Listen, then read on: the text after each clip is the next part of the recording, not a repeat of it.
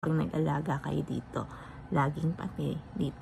Kaganon niya. Dito lang. Tapos, ganun. Tapos yung circle. Morning guys. O, bedhead na tayo. Iising lang. Pagpuyat-puyat. Ito ang aking reliable na ginagamit. Siyempre, kailangan naman hindi raccoon eyes, di ba? Trusted ko to. Matagal na.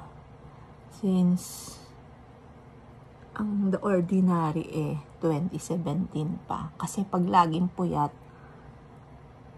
may caffeine siya. Kaya, nakaka-puff ng eye. Yan, all set na. Ang nakapag-skincare na. Tapos, yung sa mata, guys. Huwag niyong kalilimutan yan.